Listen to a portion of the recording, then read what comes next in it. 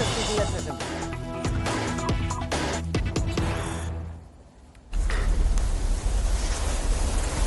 आज के इस महत्वपूर्ण विषय पर आप सभी वरिष्ठ महानुभावों ने जो विचार रखे हैं वह बहुत ही महत्वपूर्ण है। हम सभी देश की सीमाओं की रक्षा में दिन रात लगे हमारे वीर जवानों के साथ चट्टान की तरह खड़े हैं। उनकी वीरता, उनके कौशल, उनकी सूझबूझ पर देश अटूट विश्वास रखता है। इस सर्वदलीय बैठक के माध्यम से मैं शहीदों के परिवारों को भी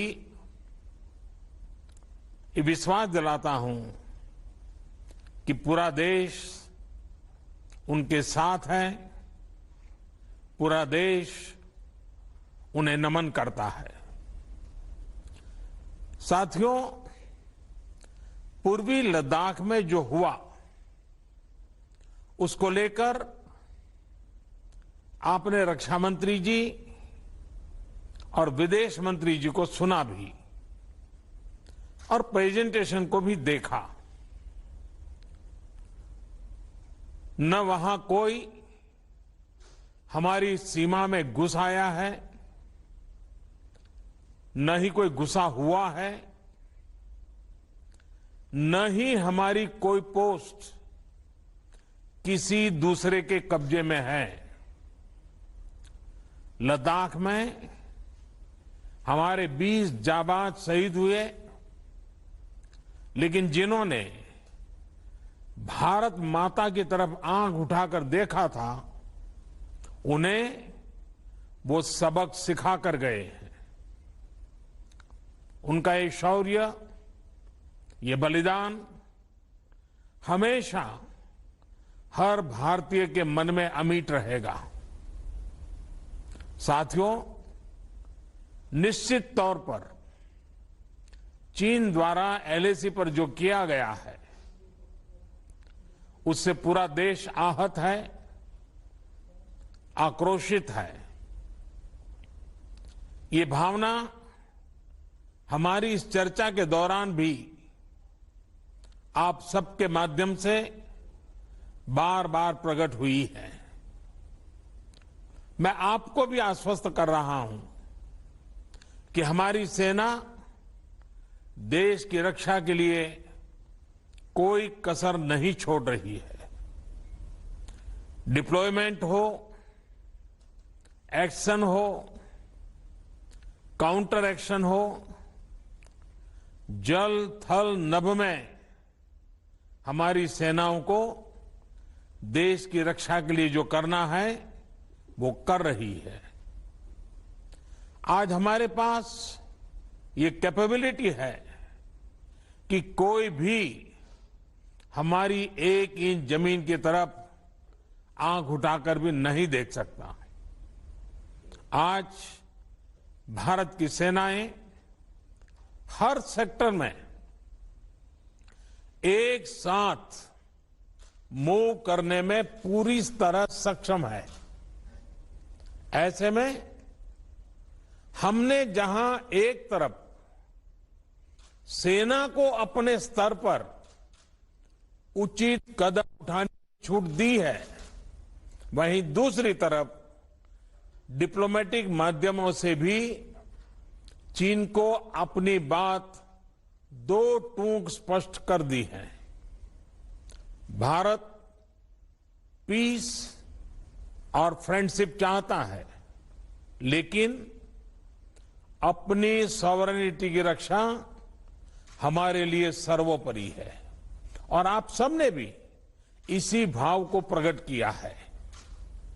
साथियों, बीते 5 वर्षों में देश ने अपनी सीमाओं को सुरक्षित करने के लिए बॉर्डर एरिया में इंफ्रास्ट्रक्चर डेवलपमेंट को प्राथमिकता दी है। हमारी सेनाओं की दूसरी आवश्यकताओं जैसे फाइटर प्लेन्स, आधुनिक हेलीकॉप्टर, मिसाइल डिफेंस सिस्टम आदि पर भी हमने बहुत बल दिया है। नए बने हुए इंफ्रास्ट्रक्चर की वजह से खासकर एलएसी में अब हमारी पेट्रोलिंग की कैपेसिटी भी बढ़ गई है। पेट्रोलिंग बढ़ने की वजह से अब सतर्कता बढ़ी है और एलएसी पर हो रही गतिविधियों के बारे में भी समय पर पता चल रहा है। जिन क्षेत्रों पर पहले बहुत नजर नहीं रहती थी, अब वहां भी हमारे जवान अच्छी तरह से मॉनिटर कर पा रहे हैं, रिस्पॉन्ड भी कर पा रहे हैं। अब तक जिनको कोई पूछता नहीं था, कोई रोकता टोकता नहीं था, अब हमारे जवान डगर डगर पर उन्हें रोकते हैं, उन्हें टोकते हैं। बेहतर हो रहे इंफ्रास्ट्रक्चर से एक मदद ये भी मिली है कि हमारे जवान जो उस कठिन परिस्थिति में वहां तैनात रहते हैं, उन्हें साजो सामान पहुंचाने में आसानी हुई है। साथियों, राष्ट्रहित, देशवासियों का हित हमेशा हम सभी की सर्वोच्च प्राथमिकता रही है। चाहे ट्रेड हो, कनेक्टिविटी हो, काउंटर टेररिज्म हो, भारत ने कभी किसी बाहरी दबाव को स्वीकार नहीं किया है। राष्ट्रीय सुरक्षा के लिए जो भी जरूरी कार्य है, जो भी जरूरी इंफ्रास्ट्रक्चर का निर्माण है, उसे इसी तरह तेज गति से आगे भी किया जाता रहेगा। मैं आप सभी को, सभी राजनीतिक दलों को फिर से आश्वस्त करता हूं कि हमारी सेनाएं सीमाओं की रक्षा करने में पूरी तरह सक्षम है। हमने उन्हें यथोचित कार्रवाई के लिए पूरी छूट दी हुई है। आप सभी ने इस बैठक के लिए अपना समय दिया, अपने मूल्यवान सुझाव दिए। इसके लिए मैं सभी दलों का, आप सभी नेतृत्वगण का हृदय से बहुत बहुत आभार व्यक्त करता हूं और आपके सुझाव आगे की रणनीति में बहुत लाभकर्ता होंगे, ये मुझे पूरा विश्वास है। मैं फिर एक बार इस एकता का संदेश देने में आप जो बढ़ चढ़ करके आगे आए हैं, वे सेना का मोरल तो बढ़ाएगा, देश के लोगों की हिम्मत बढ़ाएगा, लेकिन दुनिया को भी जो संदेश जाना चाहिए वो पहुंचेगा। और इसलिए आज की मीटिंग में आपकी सकारात्मक भूमिका का बहुत मूल्य है, उसका बहुत ऐतिहासिक महत्व है।